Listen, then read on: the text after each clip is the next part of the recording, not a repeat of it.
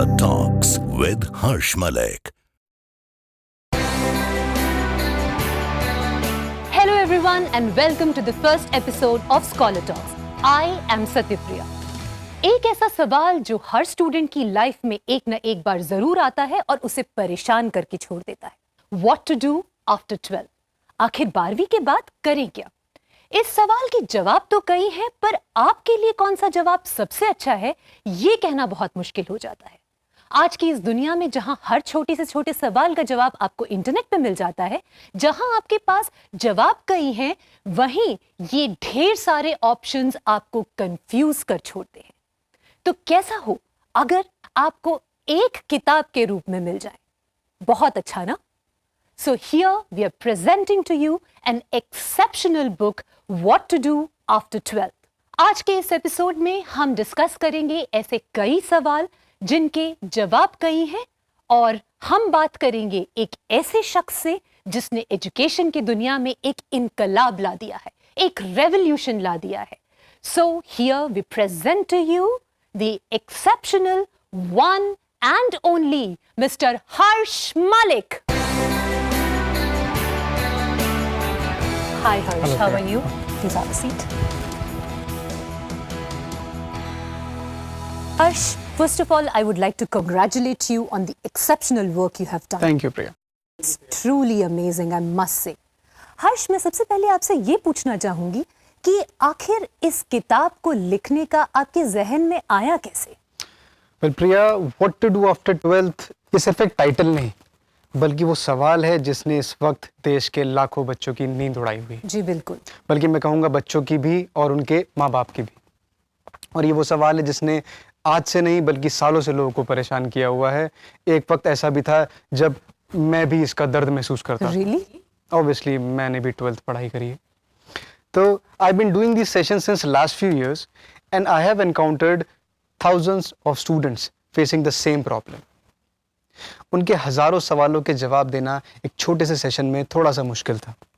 मेरे पास जवाब तो थे, लेकिन कोई जरिया नहीं था जिसके थ्रू मैं ज़्यादा से ज़्यादा लोगों की हेल्प कर पाऊँ। So finally I thought that there is a need of a one-stop solution to all these queries and doubts. And after a research for about a year, we have created this thing called What to do after 12th. हर्ष, अब जो मेरा अगला सवाल है, जैसे आपने कहा हजारों सवाल और हजारों जवाब, ठीक उसी तरह आज के स्टूडेंट के पास हजारों ऑप्शंस, और जितने ऑप्शंस उतनी कंफ्यूजन। तो ऐसे में स्टूडेंट के पास कई सवाल हैं कि कौन सा कोर्स चूज करें, कौन सा कॉलेज चूज करें, कौन सी स्ट्रीम चूज करें। तो ऐसे स्टूडेंट्स के लिए आप क्या कहना चाहेंगे, उन्हें क्या एडवाइस देना चाहेंगे हर्ष? वेल, आपके कहने का मतलब है प्रिया कि बच्चा ऑप्शन से कंफ्यूज हो रहा है, बल्कि मैं ये मानता हूँ कि ऑप्शन से कंफ्यूज बच्चा तब होगा जब उसे पता हो कि एक्चुअल में उसके पास ऑप्शंस हैं कितने। अगर आप एक 12th स्टैंडर्ड के स्टूडेंट से पूछें जो इंजीनियरिंग करना चाहता है, तो उसके पास सिर्फ एक ही जवाब होगा, IIT। आपको क्या लगता है, ऐसा क्यों? ऐसा इसलिए क्योंकि उनके पेरेंट्स चाहते हैं कि वो IIT में एडमिशन ले। एग्जैक्टली, क्योंकि बचपन से उसको सिखाया ही ये गया है, उसको कभी दूसरा ऑप्शन दिया ही नहीं गया और उसने जानने की भी कोशिश नहीं करी। अगर आप उसी बच्चे से ये पूछ लें इंजीनियरिंग में कितनी स्ट्रीम्स होती हैं, विश्वास मानिए प्रिया, 5 से ज़्यादा के नाम नहीं बता पाएगा, जबकि 200 से ज़्यादा स्ट्रीम्स में इंजीनियरिंग की जा सकती है। वाओ, इसका तो शायद मुझे कभी पता ही नहीं था। IIT का एग्जाम हर साल करीब 10 लाख स्टूडेंट देते हैं, और सीट्स कितनी हैं? तकरीबन 10,000। तो आप मुझे सिर्फ ये बता दें कि अगर 10 लाख बच्चे एग्जाम दे रहे हैं और एडमिशन सिर्फ 10,000 का हो रहा है, तो बाकी के 9,90,000 बच्चे कहाँ जाते हैं? तो ऐसे में वो क्या करे? वेल, ऐसे में वो कर तो कुछ भी नहीं सकते। जो नॉर्मली करते हैं वो मैं आपको बताता हूँ। नॉर्मली वो इस कन्फ्यूजन से, इस प्रॉब्लम से बाहर निकलने के लिए अपने फ्रेंड से राय लेते हैं, अपने रिलेटिव से लेते हैं, और 4 लोगों से लेते हैं, और उसका रिजल्ट ये निकलता है कि वो एक ऐसे कॉलेज या कोर्स को ऑप्ट करते हैं जहाँ पे उनके करियर का कोई स्कोप नहीं रहता। तो ऐसे में पेरेंट्स और उन स्टूडेंट्स का क्या हश्र होता है? वेल, हश्र तो आप सबके सामने है, लेकिन इसका एक ऑल्टरनेटिव है, इससे बचने का एक तरीका है कि ज़्यादा से ज़्यादा यूनिवर्सिटीज़ के एंट्रेंस एग्जाम्स फिल करें और वो टेस्ट दें। ज़्यादातर ये एंट्रेंस एग्जाम के फॉर्म्स नवंबर से लेकर फरवरी तक के मंथ में आ जाते हैं, तो कोशिश करें ज़्यादा फॉर्म्स फिल करें, ज़्यादा टेस्ट दें, ताकि क्वालिफाई करने के बाद जब एडमिशन की बारी आए, जब कॉलेज चूज करने की बारी आए, तो आपके पास अच्छे ऑप्शंस मौजूद हों। ऐसा ना हो कि टॉप 10 की ख्वाहिश में आप टॉप 100 से भी हाथ धो बैठे।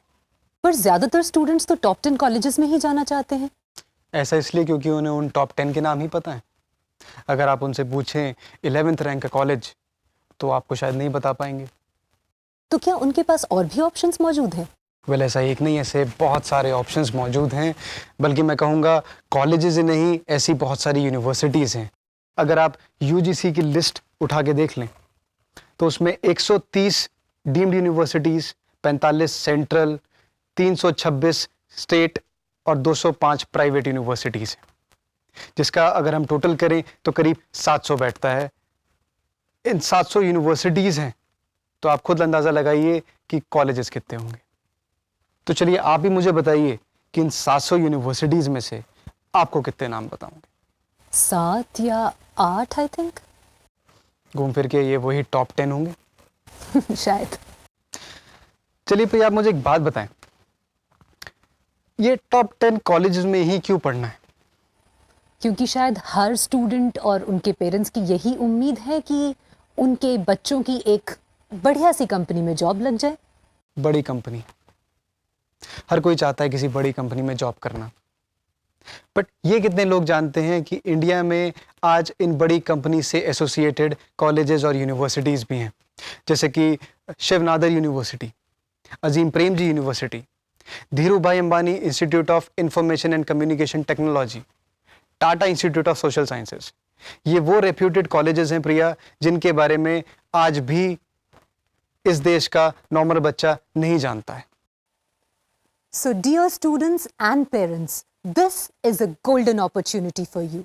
Do not miss it. The exceptional key to your success, what to do after 12th, is right here. You can have your own copy. You can order it online right now in only rupees 1100. हर्ष, आजकल हम देखते हैं कि ज्यादातर science stream के students या तो engineering के लिए प्रिपेयर करते हैं या एमबीबीएस के लिए प्रिपेयर करते हैं, तो क्या उन लोगों के पास इन दोनों के अलावा कोई और ऑप्शंस नहीं है? वेल ऐसा नहीं है कि उनके पास और ऑप्शन नहीं है, बल्कि मैं तो कहूँगा कि साइंस स्ट्रीम के स्टूडेंट के पास तो और भी बेटर ऑप्शंस होते हैं। जैसे कि अगर वो चाहे तो रिसर्च फील्ड में आगे करियर बना सकता है। ऐसे इंडिया के कुछ लीडिंग इंस्टीट्यूट्स हैं, मैं नाम बताना चाहूँगा। Indian institute of sciences, national institute of science education and research and Indian institute of science education and research. ये वो 3 लीडिंग इंस्टीट्यूट्स हैं इंडिया में जो आपको बैचलर ऑफ साइंसेज नाम के 4 ईयर डिग्री प्रोग्राम और 5 ईयर का ड्यूअल डिग्री प्रोग्राम ऑफर करते हैं। तो क्या पीसीएम और पीसीबी दोनों स्ट्रीम के स्टूडेंट्स इन कोर्सेज में एडमिशन ले सकते हैं? जी हाँ, बिल्कुल। आईएएससी के लिए आपके पास 3 ऑप्शंस होते हैं। या तो आप जेईई के थ्रू अप्लाई कर सकते हैं, जो कि जॉइंट एंट्रेंस एग्जाम होता है, या फिर एआईपीएमटी के through, all India pre medical test के नाम से जाना जाता है, या फिर एक तीसरा ऑप्शन होता है केवीपीवाई, किशोर वैज्ञानिक प्रोत्साहन योजना नाम की एक स्कॉलरशिप, जिसके थ्रू आप यहाँ पे अप्लाई कर सकते हैं। और हर्ष, क्या इन सब के बारे में सारी जानकारी इस बुक में मौजूद है? जी हाँ, इन सब के बारे में डिटेल में सारी जानकारी हमारी इस किताब में मौजूद है। यहाँ पे मैं ऐड करना चाहूँगा प्रिया कि अगर बच्चा इससे भी हटके कुछ करना चाहता है, तो मेरे जहन में एक कॉलेज का नाम आ रहा है, Indian institute of space science and technology. ये एशिया का, बल्कि मैं कहूँगा कि वर्ल्ड का पहला इंस्टीट्यूट है जो स्पेस साइंस एंड रिसर्च की फील्ड में आपको अंडर ग्रेजुएट डिग्री प्रोवाइड करता है, एक बैचलर कोर्स प्रोवाइड करता है। यहाँ पे आप बीटेक इन एवियोनिक्स और बीटेक इन एरोस्पेस इंजीनियरिंग पढ़ सकते हैं। So Harsh, we have a caller online. He's a student, Mukul from Bareilly, and he would like to ask a question to you. So we would connect him to you now.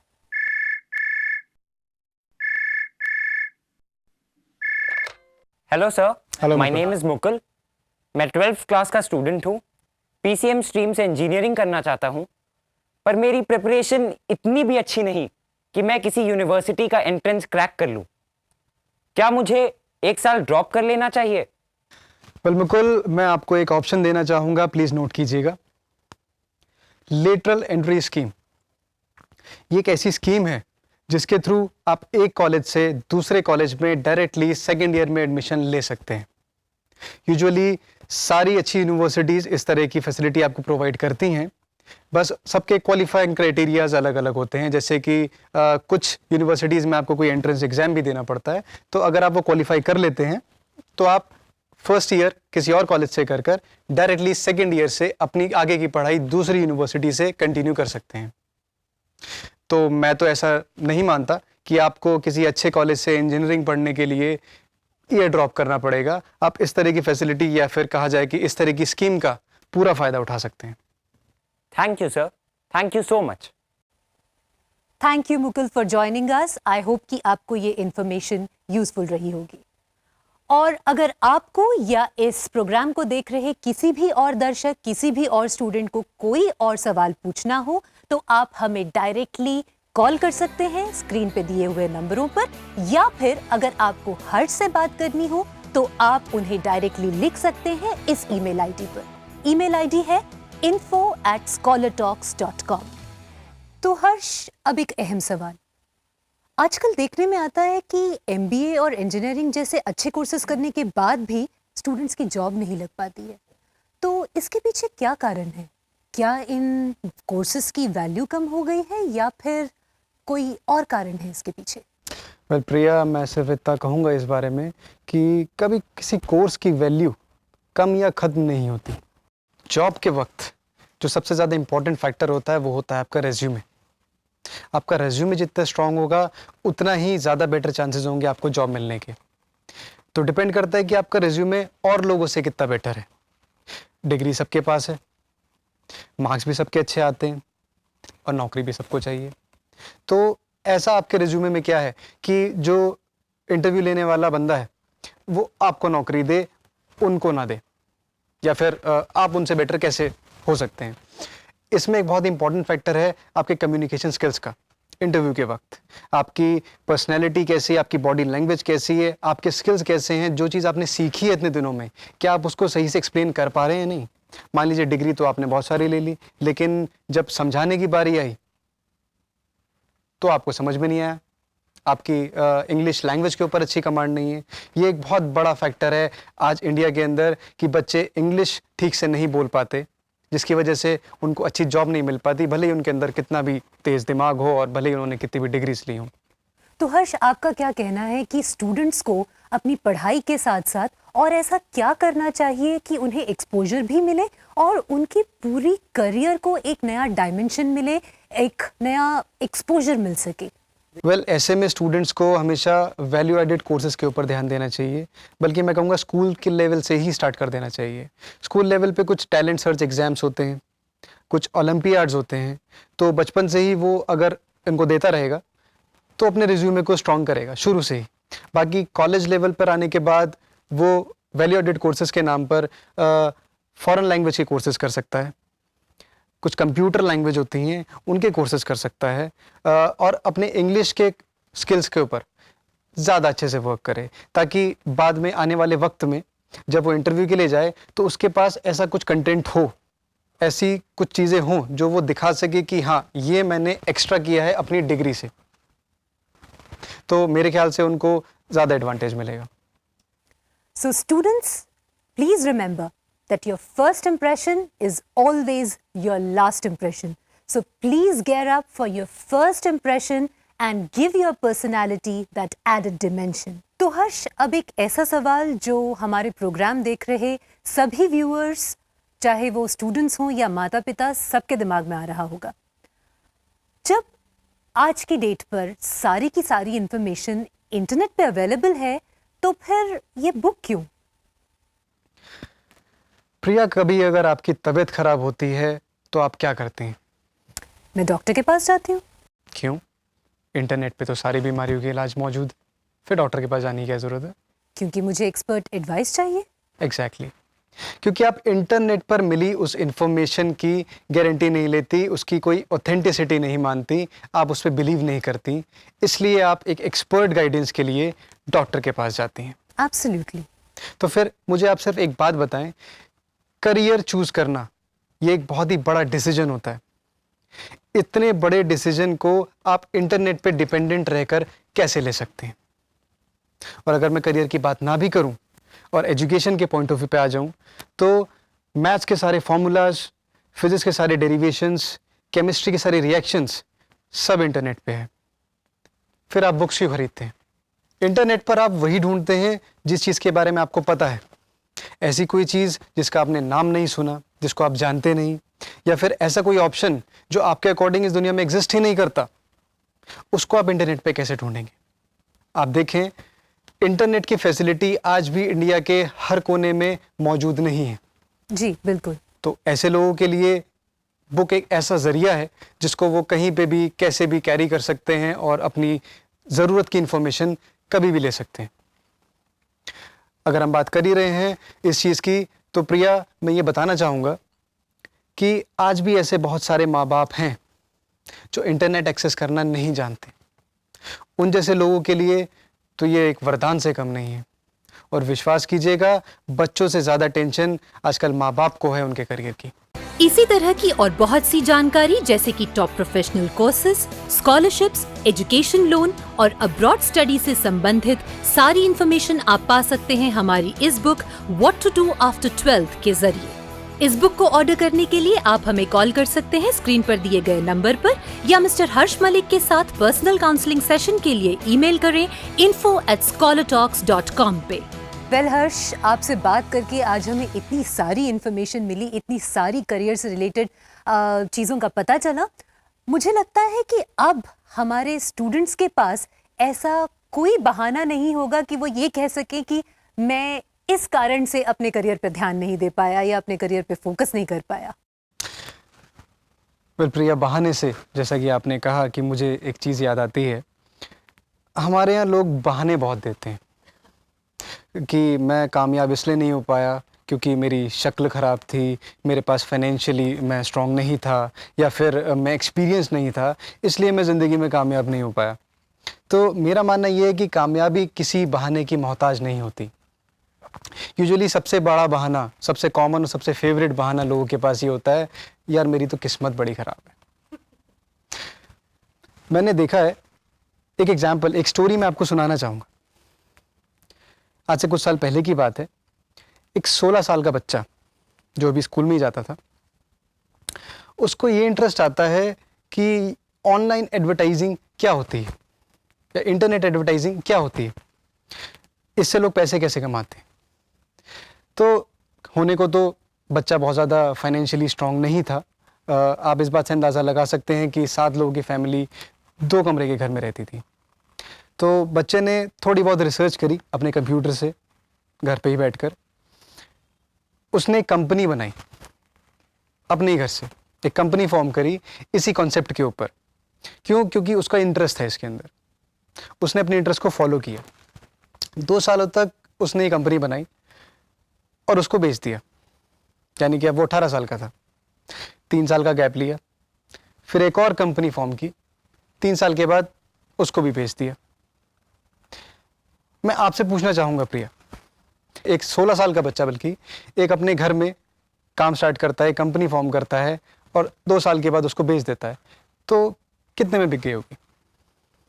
शायद 10 लाख या 50।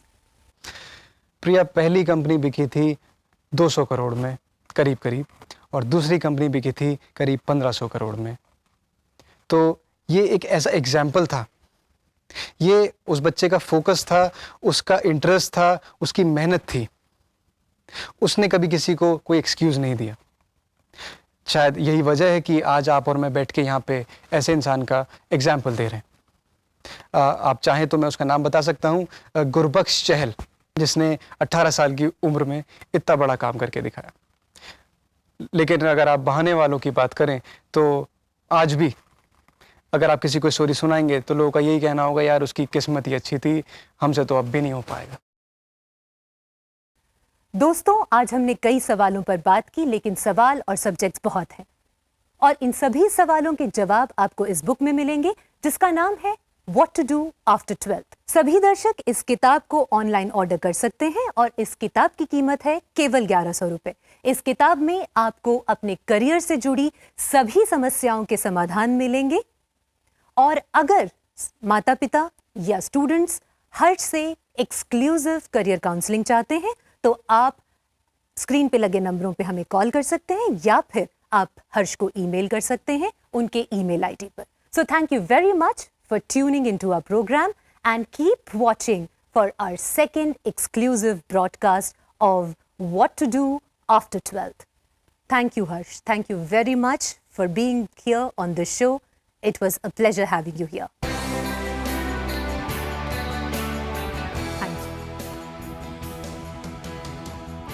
I want to thank Harsh Malik for his guidance. उनकी वजह से मुझे समझ में आया कि मैं कर क्या रही थी और मुझे करना क्या चाहिए था।